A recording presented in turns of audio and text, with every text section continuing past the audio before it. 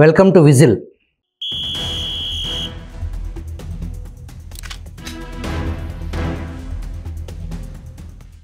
గత కొద్ది రోజుల క్రితం విజిల్ ఒక కథనాన్ని ప్రసారం చేసింది, ఒక ఇంటర్వ్యూ. దాంట్లో ఉదయగిరి నియోజకవర్గం, నెల్లూరు జిల్లా ఉదయగిరి నియోజకవర్గంలో జలదంకి మండలంలో ఒక భూ వివాదం, ఒక మామిడి తోట దురాక్రమణకు సంబంధించి అందులో ఏదైతే ఆ భూమి నాది, అక్కడ పోలీసు, రాజకీయం, స్థానిక ఎమ్మెల్యే కలగలిసి నన్ను బయటకు నెట్టేశారు. గతంలో నా మీద కిడ్నాప్ యత్నం జరిగింది, దాని మీద ఎఫ్ఐఆర్ కూడా నమోదైంది అని బాధితుడుగా సదాశివరావు గరికపాటి అనే వ్యక్తి మన స్టూడియోకి వచ్చి ఆశ్రయించడం జరిగింది. ఆ కథనం ప్రచారం జరిగిన తరువాత కాదు, సదాశివరావు చెప్పిన దాంట్లో సత్యదూరం ఉంది, సత్యం లేదు అని చెప్పేసి మా గళం కూడా వినిపించండి అని చెప్పేసి ఏదైతే ఆర్థిక లావాదేవీలకు సంబంధించి సదాశివరావుకి తలసిల నాని అలియాస్ నరసింహారావు, నాగేలంక మండలానికి సంబంధించిన వ్యక్తి, వీళ్ళిద్దరి మధ్య ఉన్న ఆర్థిక లావాదేవీలు, కుటుంబ సాన్నిహిత్యం, వ్యాపార భాగస్వామ్యం చివరికి అది చిలికి గాలివానయ్యి ఎక్కడైతే కృష్ణా జిల్లాకి, పశ్చిమ గోదావరి జిల్లాకి, ఏలూరు జిల్లాకి సంబంధించిన వ్యక్తులు నెల్లూరు జిల్లాలో ఉన్నటువంటి భూ వివాదంలో అసలు ఏం జరిగింది అనేదాన్ని ఇటు ఈ నరసింహరావు గారి వాయిస్ కూడా ఏంటి, ఆయన వర్షన్ ఏంటి అనేది విజిల్ ప్రస్థానం బాధితుల పక్షం, వాస్తవాలని, నిజాన్ని నిర్భయంగా అందరి ఆలోచనలో ప్రతి ఒక్కళ్ళకి స్పేస్ ఇవ్వటమే విజిల్ ప్రధాన ఉద్దేశం. ఎవరిని భుజాన్ని వేసుకోవటం కానీ, ఒకరి తరపున అండగా నిలబడటం కానీ విజిల్ జర్నలిజం భాగం కాదు.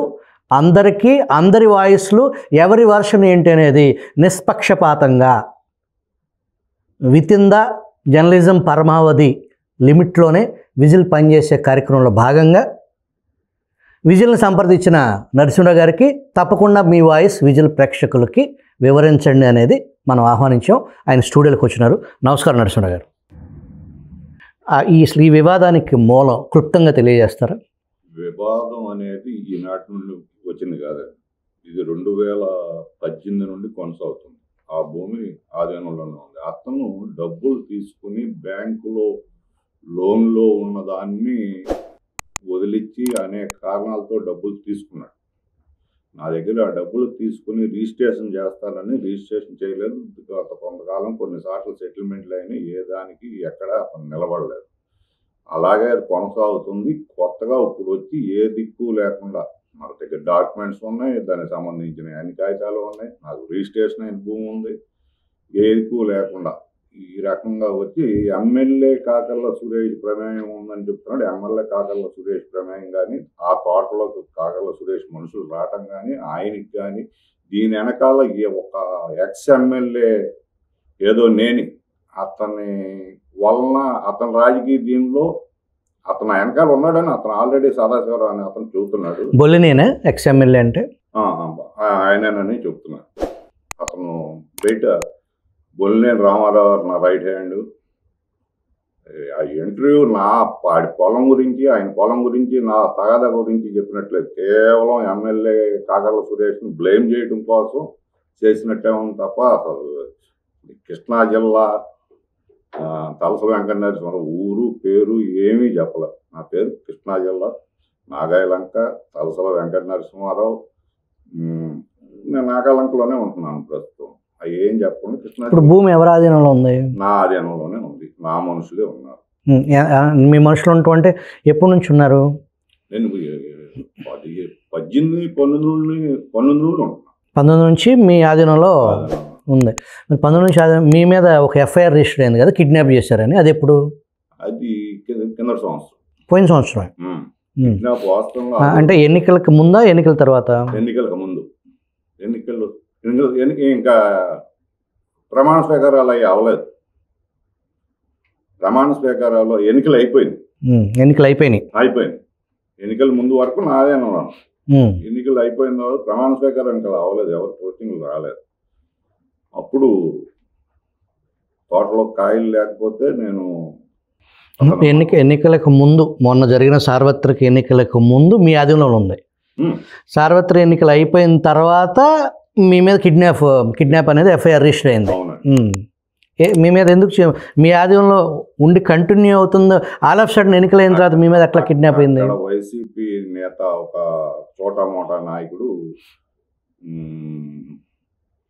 ప్రసాద్ నాయుడు అని ఒక అతను ఉన్నాడు గట్టుపల్లి చంద్రపాలెంలో. అతను ఎస్ఐ గారిని మేనేజ్ చేసి నేను స్టేషన్కి వెళ్ళాం. స్టేషన్కి వెళ్తే స్టేషన్లో మేము కూర్చున్నాం తప్ప మమ్మల్ని ఎవరో తీసుకొచ్చి పెట్టింది కాదు. కావాలని కేవలం మీరు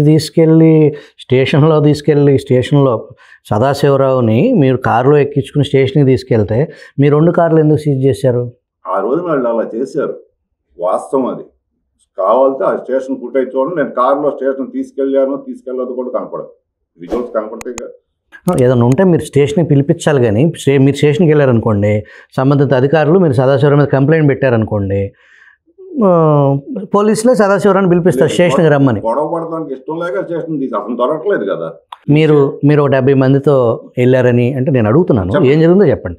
70 మందితో మీరు వెళ్ళినట్టు, అక్కడ ఆల్రెడీ ఒక 4-5 కార్లతో మీరు వెళ్ళినట్టు, ఒక 2 కార్లు మట్టుకి సదాశివరావుని ఎక్కించుకొని మీరు మార్గ మధ్యంలో ఉండగా పోలీసులకు సమాచారం అందితే పోలీసులు సంఘటనా స్థలానికి వస్తే అప్పటికి మీకు సంబంధించిన 25-30 మంది మనుషులు తోటలో ఉండటం, అక్కడ వెహికల్స్ ఉండటం, మేము వీటిని సీజ్ చేసాము, మీరు ఎక్కడున్నా అర్జెంటుగా పోలీస్ స్టేషన్కి రాకపోతే వీళ్ళందరినీ అరెస్ట్ చేసి జైలుకి పంపిస్తామని మీకు ఫోన్ కాల్ వర్తమానం పోలీసులు సమాచారం ఇస్తే మీరు ఏదైతే మీ వెహికల్స్ని దారి మళ్ళీ ఇచ్చి డైరెక్ట్గా నేరుగా పోలీస్ స్టేషన్కి వచ్చారనేది అక్కడ సదాశివరావు చెప్తున్న స్టోరీ. దాంట్లో నిజం లేదా? నేను నేరుగా స్టేషన్గా తీసుకొచ్చాను. ఏది తోటలోకి వెళ్ళి సదాశివరావుని ఎక్కించుకుని నేను తోటలోనే ఉన్నాను. అదే మీరు తోటలోకి, సదాశివరావు అప్పుడు ఎక్కడున్నాడు? తోటలోకి వచ్చాడు. వచ్చిన అతను ఎక్కించుకుని మీరు స్టేషన్ తీసుకు అయితే దాన్ని ఎఫ్ఐఆర్ కింద, కిడ్నాప్ కింద ఎఫ్ఐఆర్ రిజిస్టర్ చేశారా? ఓకే. తర్వాత మళ్ళీ కంటిన్యూషన్ నేనే ఇచ్చేస్తాను.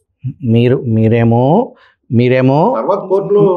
మీ స్వాధీనంలో ఉందంటున్నారు. మీ స్వాధీనంలో ఉండగా పోలీసులు ఏమో మీ మీద ఎఫ్ఐఆర్ రిజిస్టర్ చేశారు, సదాశివరావుని మీరు కిడ్నాప్ చేశారని. ఆ స్వాధీనంలో ఉంటుంది సార్. ఆ రోజు అధర్మంగా జరిగిందని నా డాక్యుమెంటే చెప్తున్నాను. రిజిస్ట్రేషన్ అయిపోయిన డాక్యుమెంట్ ఉంటే ఆ త్వరలోకి వెళ్తాను, నాకేం అభ్యంతరం. మొత్తం ఎన్ని ఎకరాలు అండి అది? అది మొత్తం ఎన్ని ఎకరాలు నా దగ్గర కరెక్ట్ కాదు. మొత్తం సుమారు ఒక 2-3 ఎకరాలు అటు అది ఒక 35, 40, 75 ఎకరాలు మామిడి తోట ఉంటుంది. దానిలో 9 ఎకరాలు నాకు ఆల్రెడీ వేరే వాళ్ళ దగ్గర కొన్నాను, అది రిజిస్టర్ అయ్యాం. టోటల్గా సుమారు 75 ఎకరాలు 80 ఎకరాల భూమికి సంబంధించిన దాంట్లో మీకు 9 ఎకరాలు రిజిస్ట్రేషన్ అయ్యింది. రిజిస్ట్రేషన్ అయ్యాం సార్. ఓకే. ఆ రిజిస్ట్రేషన్ అయ్యింది. దీంట్లో ఈ 75 ఈ కుటుంబ సభ్యులు సదాశివరావుకి సంబంధించిన ఆ ఫ్యామిలీ మెంబర్స్ సంబంధించిన అదే కాంపౌండ్లోనా? అదే కాంపౌండ్. ఓకే. కాంపౌండ్ అదే ఫెన్సింగ్. దాంట్లోకి వెళ్ళనివ్వట్లేదు మిమ్మల్ని? దానిలోకి వెళ్ళనివ్వడానికి అది నా పేరు ఉన్నదా, దానికి వెళ్ళనివ్వడం అనేది సమస్య ఏంటి? అది కాకుండా ఇంకా ఎక్స్ట్రా నాకు ల్యాండ్ ఇవ్వాలి, అతను రిజిస్ట్రేషన్ చేయాలి సార్. ఓకే. డబ్బులు ఇచ్చారు మీరు? డబ్బులు ఇచ్చాను. డబ్బులు ఇచ్చిన తాలూకా బ్యాంక్ స్టేట్మెంట్లు, కొంత బ్యాంక్ స్టేట్మెంట్ అంటే కొంత క్యాష్ ఇచ్చారు. దానికి సంబంధించిన డాక్యుమెంట్లు కానీ సదాశివరావు నేను నా పేపర్స్ ఎందుకు చూపించాలి ఎవరికో అని చూపించలేదు అంటున్నాడు కదా. అతని పేపర్ నా దగ్గర ఉండే నేను చూపిస్తాను మీ సాక్ష్యంలో. మీకు తోట అమ్మే నిమిత్తం లావాదేవీలకు సంబంధించి ఆ తోటకు సంబంధించిన ఒరిజినల్ పేపర్స్ మీ దగ్గర ఉన్నాయి. మీ దగ్గర డబ్బులు తీసుకున్నాడు, మీకు రిజిస్ట్రేషన్ చేయట్లా, అంతేనా స్టోరీ? అది మీరైతే డబ్బులు ఇచ్చారు, దానికి సంబంధించి భూ రిజిస్ట్రేషన్ చేయాలి, మీకు రిజిస్ట్రేషన్ జరగట్లా. మీకు రిజిస్ట్రేషన్ లేకుండా మీరు ఆ తోటలో పొజిషన్లో ఉన్నారు, అంతేనా? స్వాధీనం అగ్రిమెంట్ రాశాడా మీకు? ఇప్పుడు వివాదం ఏంటి? వివాదం అతను కేవలం మీడియాకి వచ్చి నేను ఏదో ఎమ్మెల్యే గారు ఏదో కుటుంబానికి ఇచ్చేసారు. ఎమ్మెల్యే గారికి సంబంధించిన బ్రదరు ఆ వెంకట్ అనే ఆయన ఎవరు ఉన్నారంట కదా? వెంకట్ అనే అతను నాకు అసలు తెలియదు. వెంకట్ అనే ఆయన ఎమ్మెల్యే గారి దగ్గర ఉన్నాడని నేను అనుకోలేదు, ఉన్నాడని కూడా నేను అనుకోవట్లేదు.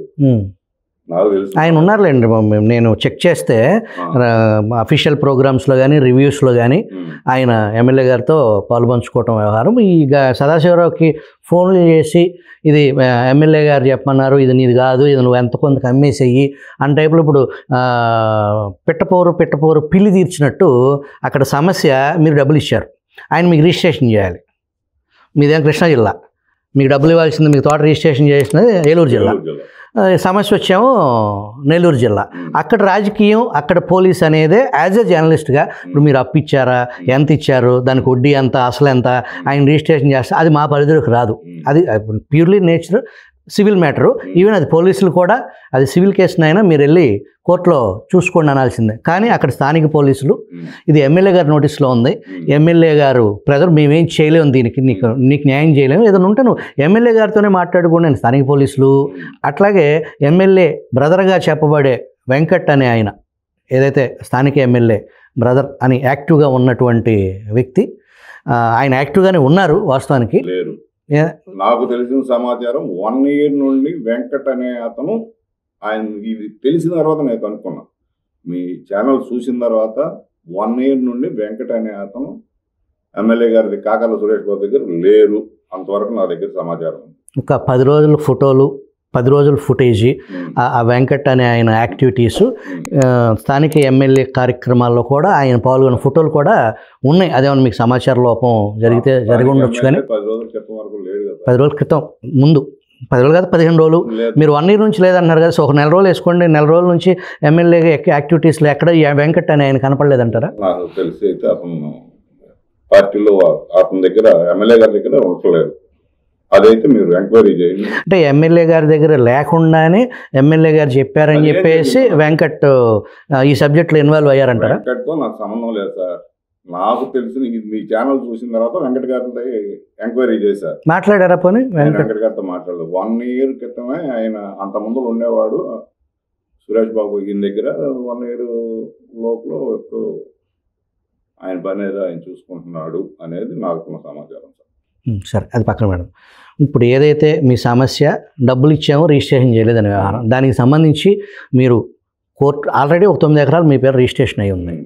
9 ఎకరాలు కాకుండా అది ఇంకొక 70 చిల్లర ఉంది. 9 ఎకరాలు కాకుండా మామిడి తోట 70 చిల్లర. మామిడి తోట ఇంకా విడి భూమి కూడా ఉందా? విడి భూమి ఏదో కొంత ఉంది, ఏదో గవర్నమెంట్ ల్యాండ్ అంటారు, అసైన్ ల్యాండ్ ఉందా? చెరువు భూమి ఏదో ఉంది అని అంటున్నారు. ఓకే, ఉన్నదని ఇంకా సదాశివరావు గతంలో కూడా ఉందండి. సరే, దాని పక్కన పెడితే మీకు రిజిస్ట్రేషన్ అయ్యింది, మీది ఉంది, అవ్వాల్సింది మీరు చెప్పే అవ్వాల్సిన రిజిస్ట్రేషన్ అవ్వాల్సిన భూమి దాంట్లోనే ఉంది, మీ స్వాధీనంలో ఉన్నారు.